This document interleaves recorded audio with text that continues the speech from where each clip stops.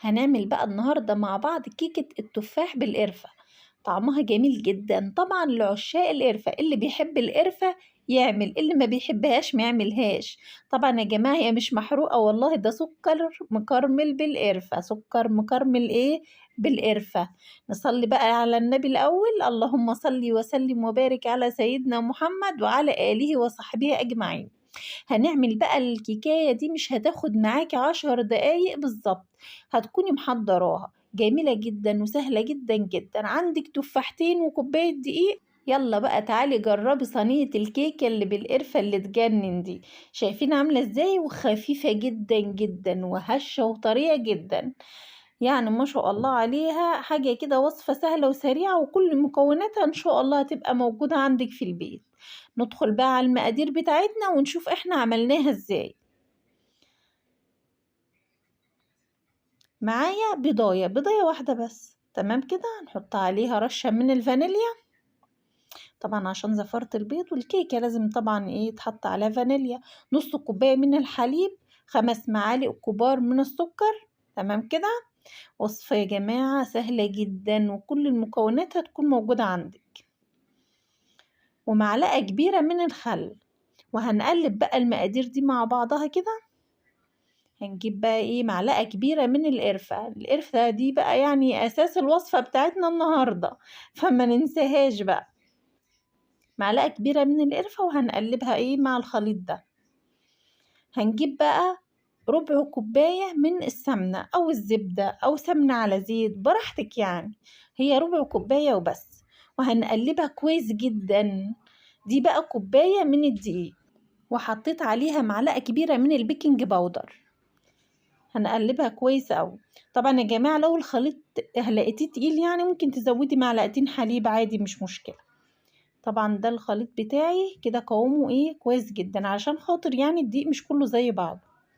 هنجيب بقى صينية دهنها دهنة من السمنة أو الزبدة، والخليط اللي أنا بحطه ده قرفة معاها سكر، يعني خليط قرفة بالسكر. هنبطن بيها الصينية كده علشان نبقى نقلبها بقى كده.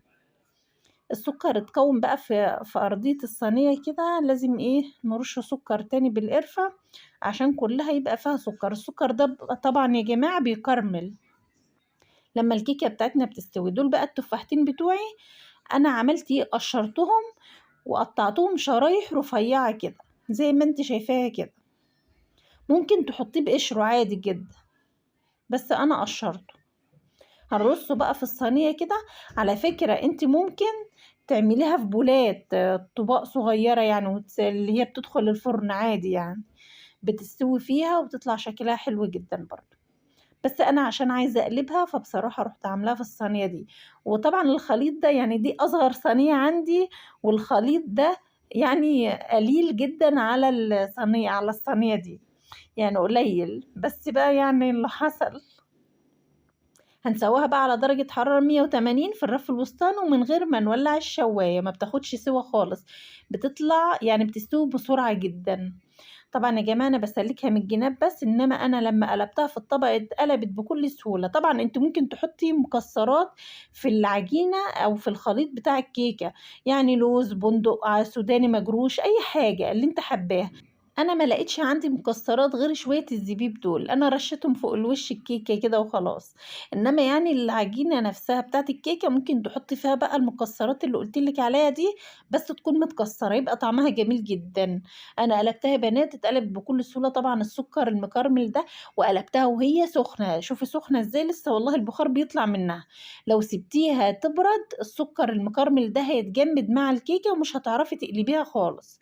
وزي ما قلت لك برضو انت ممكن تحطيها في بولات صغيره. ما ننساش يا بنات نصلي على النبي ونعمل لايك للفيديو، اللي ما اشتركش معايا في القناه يشترك علشان يوصل لكم كل جديد. وبألف هنا وشفا للي يجربها.